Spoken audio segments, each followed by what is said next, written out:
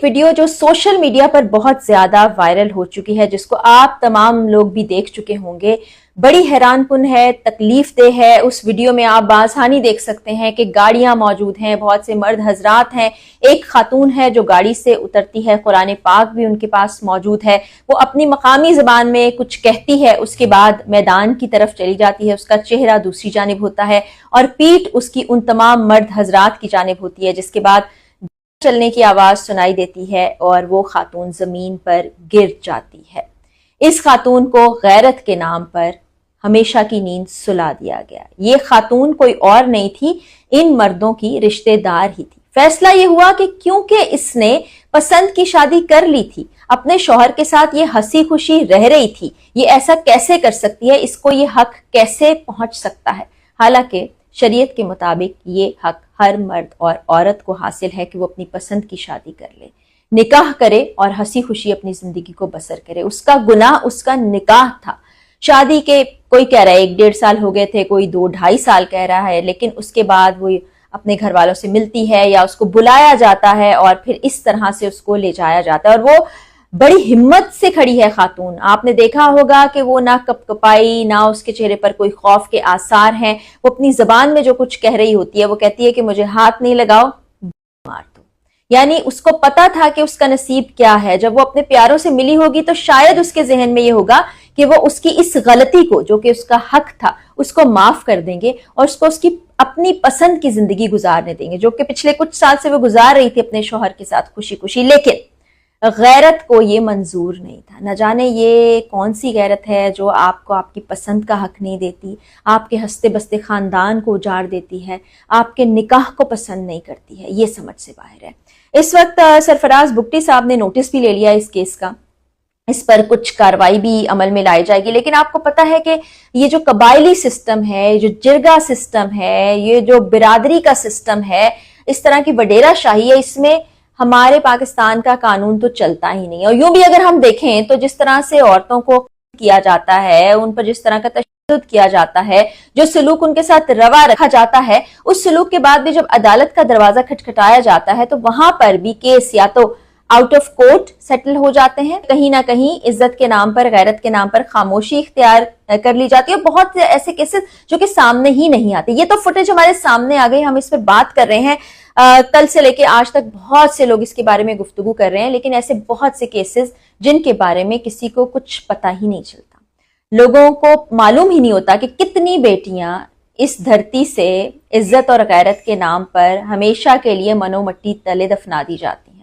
کتنی بچیاں جو اپنی مرضی سے اپنی زندگی گزارنا چاہتی ہیں، ان کی زبان کو ہمیشہ کے لیے خاموش کرا دیا جاتا ہے، ان کے خوابوں کو مار دیا جاتا ہے، ان کو ہی ہمیشہ کے لیے ابدی نیند سلا دیا جاتا ہے۔ یہ کب ختم ہوگا؟ اس پر ہمارے قوانین تو موجود ہیں، لیکن پھر میں آپ کو وہی کہوں گی کہ جو قبائل ہیں، جو جرگہ سسٹم ہے، وہ ان قوانین کو نہیں مانتے ہیں، وہ خود ہی اپنی بیٹھک لگا کے بیٹھتے ہیں، خود ہی وہ جرگہ ہوتا ہے، خود ہی فیصلہ کیا جاتا ہے، اور ایسے بہت سے واقعات بھرے پڑے ہیں۔ آپ قبائلی اور آئلی قوانین جو ہیں، جو ان علاقوں کے ہیں، وہ ہمارے قوانین سے بالکل ہی مختلف ہیں۔ پھر عدالتوں میں چلنے والے کیسوں کا فیصلہ نہیں ہوتا تو یہاں پر تو پھر ہم کیا کہیں، اپنی مرضی کا قانون ہے، اور اس طرح کی خواتین کو، بچیوں کو بہت ہی بے دردی، بے رحمی سے اس دنیا سے چلے جانے پر مجبور کر دیا جاتا ہے۔ بہت سے نام اس وقت میرے ذہن میں آ رہے ہیں، یقیناً آپ کے ذہنوں میں بھی آ رہے ہوں گے، جن کو چھوٹی چھوٹی معمولی بات کے اوپر صرف اس لیے کہ یہ بچی ہے، صرف اسی وجہ کے باعث اس دنیا سے رخصت کر دیا گیا۔ ابھی میں نے کل کی ویڈیو میں آپ کو بتایا تھا اقرا کا کیس، جس میں اس کا کیا قصور تھا؟ صرف یہ کہ وہ اپنے گھر والوں سے ملنے جانا چاہتی تھی، صرف اس کا قصور یہ تھا کہ وہ اپنے والدین کے ساتھ وقت گزارنا چاہتی تھی، اپنی بہنوں سے ملنا چاہتی تھی، پھر یہ کہ اس کے ہاں بچی کی پیدائش ہونے والی تھی، اور اس کے ساتھ کس بے رحمی کا سلوک کیا گیا وہ آپ کو پتہ ہے۔ بہت سے ایسے گھرانے جہاں پر خواتین کام کی غرض سے گھر سے باہر جاتی ہیں، کما کے گھر والوں کو کھلا رہی ہوتی ہیں، ایک دن یاد آتا ہے کہ یہ تو ہماری غیرت کے خلاف ہے، ہم چاہے گھر میں بیٹھیں، جو مرضی کریں، ہم کوئی کام نہیں کریں، لیکن اس کے باوجود ہماری بہن اتنے سال سے ہمارا پیٹ پال رہی تھی، نہیں، یہ ہماری غیرت کے خلاف ہے، ان کو اس سے روکنا چاہیے۔ اور روکنے کے لیے کیا کرتے ہیں؟ ہمیشہ کی نیند سلا دی جاتی ہے۔ کئی جگہوں پر لڑکی پڑھنے کے لیے گھر سے باہر جاتی ہے، پڑھنا چاہتی ہے، اس پر اس کی آواز کو خاموش کرا دیا جاتا ہے۔ یہ مجھے نہیں پتا کہ اس کو ہم غیرت کہیں یا ایسے لوگوں کو ہم غیرت سے عاری کہیں۔ میری نظر میں تو یہ ایسے لوگ ہیں جن کو کسی قانون کے بارے میں، اخلاقیات کے بارے میں، شریعت کے بارے میں، دین کے بارے میں معلوم ہی نہیں، نہ ہی وہ معلوم کرنے کی کوشش کرتے ہیں۔ ایک انسان ہونے کی حیثیت سے ایک مرد کو جو حقوق حاصل ہیں ویسے ہی حقوق ایک عورت کو بھی حاصل ہیں، بلکہ دین اسلام نے تو عورتوں کو کہیں زیادہ حقوق دے رکھے ہیں۔ تو ان کی تعلیم و تربیت کرنے کی ضرورت ہے، اور میں کہتی ہوں کہ اس عورت کی ہمت اور بہادری آپ دیکھیے کہ جو خود ان کے ساتھ چل کے گئی ہے، اپنے قدموں پر وہ گاڑی سے نیچے اتری ہے، اس نے کوئی منت سماجت نہیں کی ہے، کیونکہ اس کو پتا تھا اس کا مقدر ہی یہی ہے، اس کو بچایا نہیں جا سکتا۔ اور ان کے ہاتھ نہیں کپ کپائے، ان کے لیے یہ ان کی جو روایات ہیں، فرسودہ روایات جو خود بنائی گئی ہیں، یہ زیادہ عزیز تھیں اپنی ہی بہن، بیٹی اور بچی کی جان سے زیادہ۔ تو یہ تمام تر صورتحال ہے۔ یہ ایک کیس ہے جو ہمارے سامنے آ گیا، یہ ایک کیس ہے جس کی ویڈیو بن گئی، ورنہ عمومی طور پر ایسے کیسز کی ویڈیو سامنے نہیں آتے ہیں، ایسی خبریں ہی رپورٹ نہیں کی جاتی ہیں۔ اور ابھی بھی مجھے ایسے ہی لگ رہا ہے کہ اس کیس کے بارے میں کسی میڈیا ہاؤس نے بات نہیں کی ہے، یا چھوٹی سی خبر چلائی ہوگی اور خاموش بیٹھ گئے ہوں گے۔ ہمارے جیسے لوگ جب بات کرتے ہیں تو کہا جاتا ہے کہ آپ خواتین کے حقوق کے بارے میں بات کیوں کر رہے ہیں، ایسے کیسز پر آپ کیوں آواز اٹھا رہے ہیں، رہنے دیں، جانے دیجئے، ایسا تو ہر وقت ہوتا رہتا ہے، ہمیشہ سے ہوتا آیا، آپ کو بولنے کی کیا ضرورت ہے۔ تو ہر آئے دن جب ایسے کیسز رپورٹ ہوتے ہیں تو پھر کیسے خاموش رہا جا سکتا ہے؟ ضمیر کی بھی کوئی آواز ہوتی ہے، آپ کے اندر بھی کوئی غیرت ہوتی ہے، اس پر بھی آواز اٹھائی جانی چاہیے۔ اور اس پر جو قبائلی علاقے کے قوانین ہیں، جو جرگہ سسٹم ہے، وہاں پر بھی ایسی گنجائش نکالنی چاہیے، ایسے قوانین مرتب کیے جانے چاہیے، ایسی شخصی آزادی ہونی چاہیے جو آپ کے دین اور شریعت سے میل کھاتی ہو۔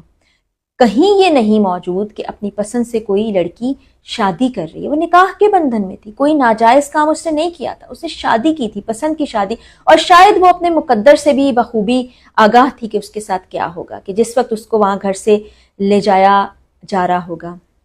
اس کی گھر کی خواتین کو پتہ ہوگا، لیکن وہ خاموش رہی ہوں گی۔ وہاں ان کے جگر کا ٹکڑا کہاں لے جایا جا رہا ہے، اس کے ساتھ کیا سلوک ہوگا، وہ بھی ان کو پتہ تھا، لیکن وہ خاموش رہی ہوں گی۔ یہ لڑکی صرف اس سے جرت سے یہ کہا کہ مجھے کوئی ہاتھ نہ لگائے، خود وہ چل کے اپنے قدموں پر آئی، اسے بھی معلوم تھا کہ اس کی قسمت کیا ہے۔ تو یہ جو ہم سمجھ بیٹھے ہیں کہ یہی ہمارا نصیب ہے، یہی ہماری قسمت ہے، ایسا نہیں ہے۔ اسی لیے کہتے ہیں کہ آپ پڑھیے یہ مقدس کتاب، جس کو ہم بند کر کے بڑے مقدس انداز میں چوم کے طاقچوں پر رکھتے ہیں، اس کی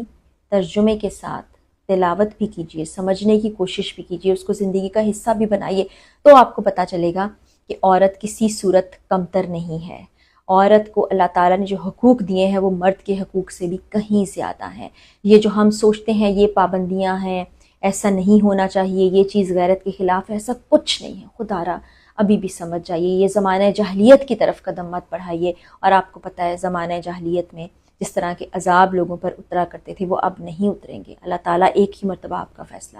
کرے گا، اور جب آپ کی گردن پکڑ میں آئے گی تو پھر آپ کے ساتھ کیا ہوگا۔ میں گزارش کرنا چاہتی ہوں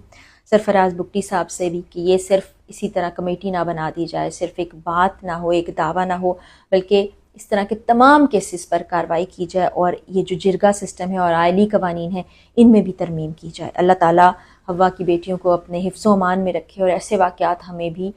ہمارے تک نہ پہنچے، نہ ہمیں تکلیف ہو، اور نہ ہم اس طرح رپورٹ کریں۔ اجازت دیجیے، بشرط زندگی اگلی ویڈیو میں ملاقات ہوگی۔ اللہ حافظ۔